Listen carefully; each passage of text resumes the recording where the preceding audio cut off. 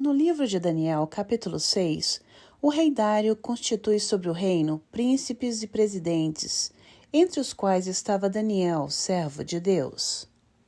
Versículos de 1 a 3 dizem assim: E pareceu bem a Dário constituir sobre o reino a 120 príncipes que estivessem sobre todo o reino, e sobre eles 3 príncipes, dos quais Daniel era um, aos quais esses presidentes dessem conta, para que o rei não sofresse dano.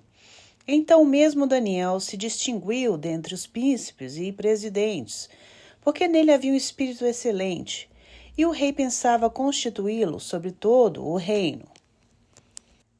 Daniel foi muito invejado, e assim os demais príncipes e presidentes queriam derrubá-lo.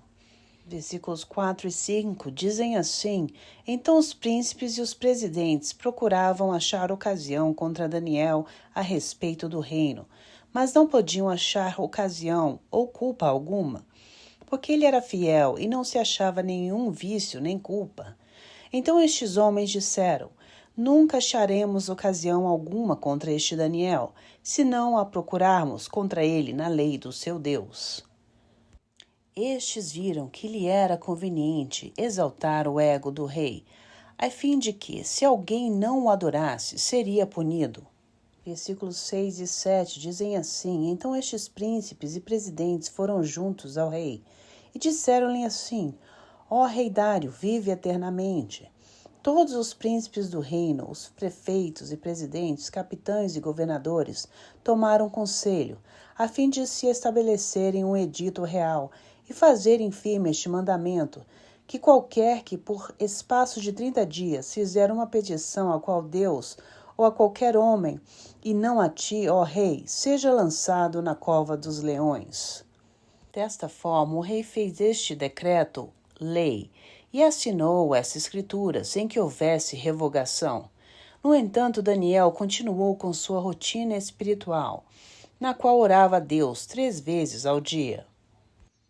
Versículos 10 e 11 dizem assim: Daniel, pois, quando soube que a escritura estava assinada, entrou em sua casa. Ora, havia no seu quarto janelas abertas da banda de Jerusalém. E 3 vezes no dia se punha de joelhos e orava, e dava graças diante do seu Deus, como também antes costumava fazer. Então aqueles homens foram juntos e acharam Daniel orando e suplicando diante do seu Deus. Esta lealdade a Deus fez com que o rei Dário ordenasse a pena de morte para Daniel. Versículo 16 diz assim: Então o rei ordenou que trouxessem a Daniel e o lançaram na cova dos leões.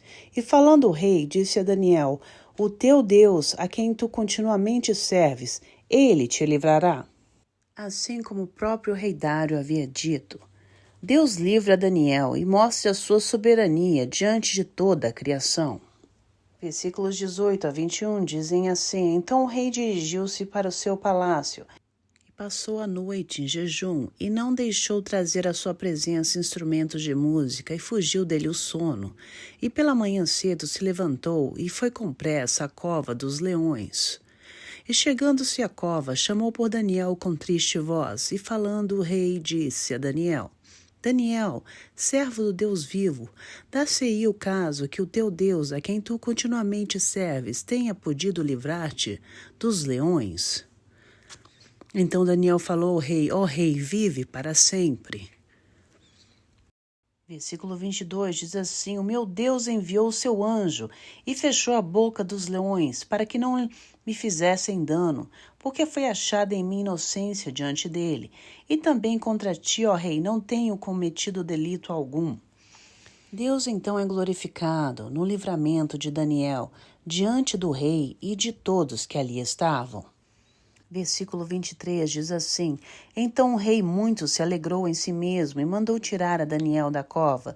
Assim foi tirado Daniel da cova, e nenhum dano se achou nele, porque crera no seu Deus.